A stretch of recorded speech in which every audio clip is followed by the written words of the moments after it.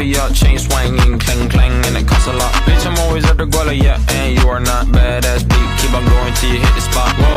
Di sini saya akan mempresentasikan tentang zakat dan biaya produksi serta pajak dan biaya produksi. Yang pertama yaitu pengertian zakat. Pengertian zakat menurut bahasa adalah membersihkan diri atau mensucikan diri.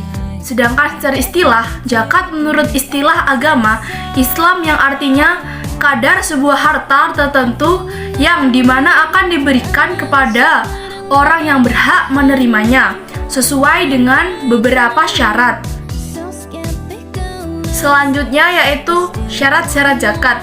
Yang pertama yaitu harus beragama Islam. Yang kedua merdeka, yaitu seseorang yang bukan merupakan budak dari orang lain. Yang ketiga milik sempurna. Yang dimaksud yaitu orang sudah memiliki harta dan ia menguasai penuh atas harta tersebut dan mampu mengeluarkan berapapun sesuai keinginannya. Yang keempat, sampai satu nisab atau sudah mencapai suatu batas minimal. Yang kelima, sampai 1 tahun disimpan atau sudah mencapai haul. Selanjutnya yaitu hadis Rasulullah tentang perniagaan. Dari Samurah, Rasulullah Subhanahu wa Ta'ala memerintahkan kepada kami agar kami mengeluarkan zakat barang yang disediakan untuk dijual, menurut hadis riwayat Darqutni dan Abu Dawud.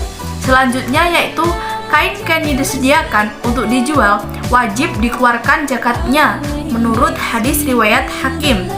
Jadi dari kedua hadis tersebut adalah menunjukkan kewajiban berzakat atas barang-barang yang diperjualbelikan. Istilah zakat ini biasanya disebut zakat urqut tijarah atau barang-barang yang diperjualbelikan.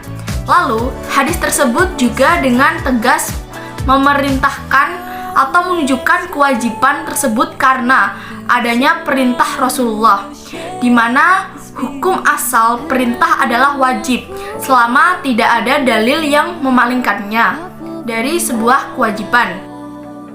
Biaya produksi pada zakat. Yang pertama, zakat tidak akan berpengaruh pada biaya total atau TC atau tidak berpengaruh pada laba yang dihasilkan. Yang kedua, zakat tidak mempengaruhi biaya marginal sehingga tidak mempengaruhi kurva penawaran.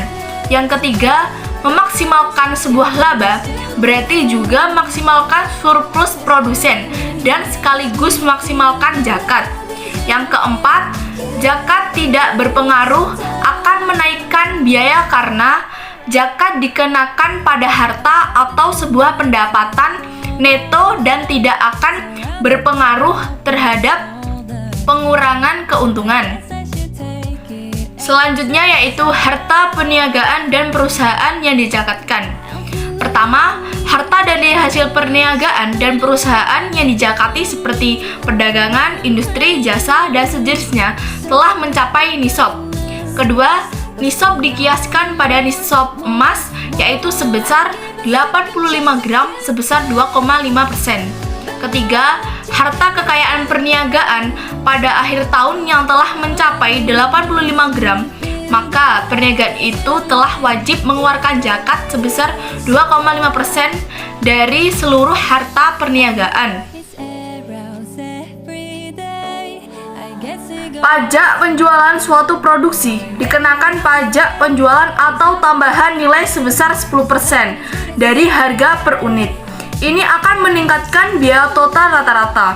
Peningkatan biaya total rata-rata secara langsung akan meningkatkan biaya marginal. Apabila setelah dikenakan beban pajak, harga tetap pada tingkat harga semula, maka peningkatan biaya ini akan menurunkan keuntungan yang didapat per unit produk. Ini adalah kurva pengaruh pajak penjualan terhadap keuntungan. Dari kurva tersebut, pajak penjualan yang dikenakan menyebabkan keuntungan yang didapat akan menurun dibandingkan dengan sebelum adanya pajak penjualan, yaitu dari laba 1 menjadi laba 2. Besaran penurunan keuntungan tergantung kepada besaran pajak penjualan yang dikenakan kepada perusahaan. Selanjutnya yaitu dalam pengaruh pajak penjualan, pengenaan pajak penjualan atau pajak pertambahan nilai akan meningkatkan biaya total rata-rata. Hal ini akan berdampak pada laba. Dengan demikian, pengenaan pajak penjualan memberikan pengaruh terhadap 1. Turunnya total keuntungan dari laba 1 menjadi laba 2. 2. Turunnya tingkat keuntungan maksimal. 3. Mengecilnya rentang skala produksi.